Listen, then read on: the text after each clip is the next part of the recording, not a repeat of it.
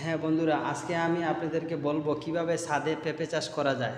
আমি ছাদে সবসময় পেঁপে চাষ করি। সবারই বাসায় পেঁপের প্রয়োজন হয়, কেউ পাকা খায়, কেউ তরকারি খায়। পেঁপে একটা ভালো ফসল, তাই আমি আমার ছাদে পেঁপে সবসময় চাষ করি। আমি কিভাবে চাষ করি সম্পূর্ণ এ টু জেড আমি আপনাদের সামনে বিস্তারিত বলবো।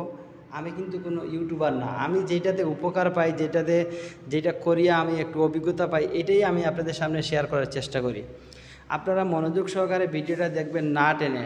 স্কিপ করে ভিডিওটা দেখলে তো আপনারা বুঝতে পারবেন না। অল্প সময়ের একটা ভিডিও, ছোট্ট ভিডিওটা আপনারা মনোযোগ সহকারে দেখেন, তাহলে বুঝতে পারবেন কিভাবে ছাদে পেঁপে চাষ করে। আগে আপনারা টব নির্বাচন করবেন। টব ছোটো বড় হলে কোনো সমস্যা নাই, কিন্তু একটু বড় সাইজের টব হলে ভালো হয়। আমি রিঙ্গে লাগাইছি দেখি আপনিও রিঙ্গে লাগাইতে হবে এমনটা না, আপনারা চাইলে যে কোনো টবেও লাগাইতে পারেন।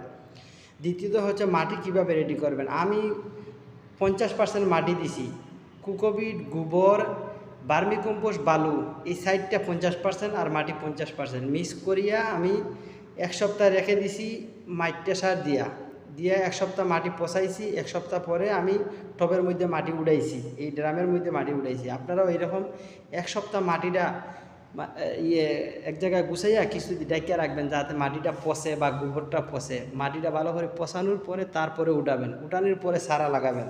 এই দেখেন মাটিটা কত সুন্দর ঝরঝরা হয়েছে।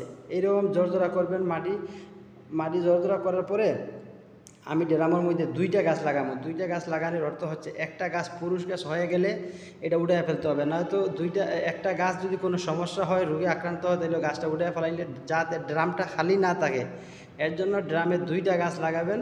2টা গাছ লাগাইলে আর আপনি ড্রামটা খালি থাকবে না, যে কোনো একটা গাছ উঠে ফেলাইবেন। আমার প্রত্যেকটা ড্রামে কিন্তু একটা গাছ, আর আমি লাগানোর সময় 2টা লাগাই।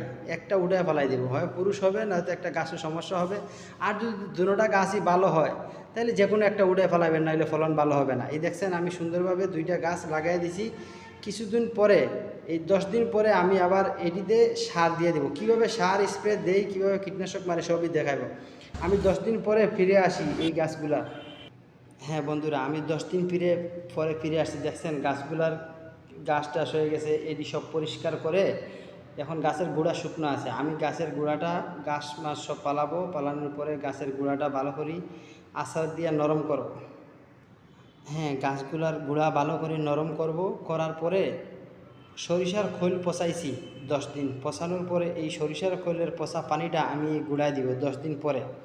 এই যে গাছের গুঁড়াটা কুচানো শেষ, এখন আমি যে সরিষার খৈল নিছি 18 লিটার পানিতে 1 লিটার সরিষার পচা খৈল দিয়ে এই যে গুঁড়ার মধ্যে পানি দিয়ে দিব।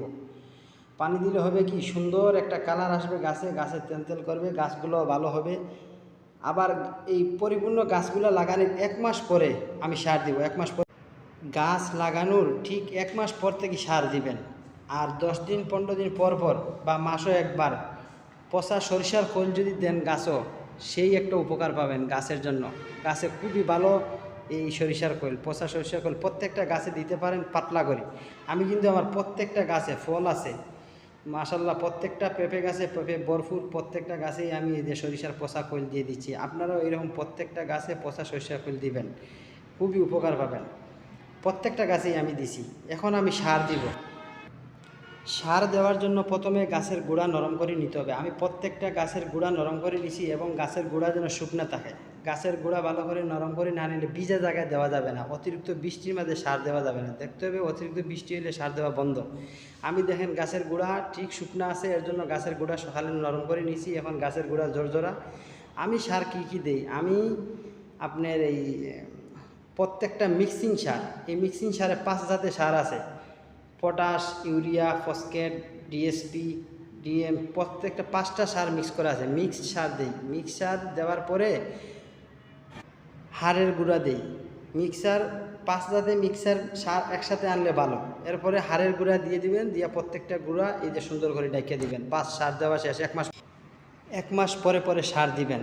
আর দ্বিতীয় হচ্ছে, আমি যে ডাইকে রাখছি, এটা হচ্ছে অতিরিক্ত রোদের সময় গুঁড়া যদি একটু ডাইকে রাখেন, তাইলে ফুলগুলা জ্বরে পড়বে না, ফুলগুলা ভালো থাকবে। দেখেন আমার প্রত্যেকটা গাছে কিন্তু খুবই ভালো ফল হয়েছে, ফুলগুলা জ্বরে পড়ে নাই। আমি আমার গাছে যেভাবে যত্ন করি, আমি 10 দিন পর পর বোরন সার আছে না, 1 লিটার পানিতে 2 গ্রাম দিয়া স্প্রে করি।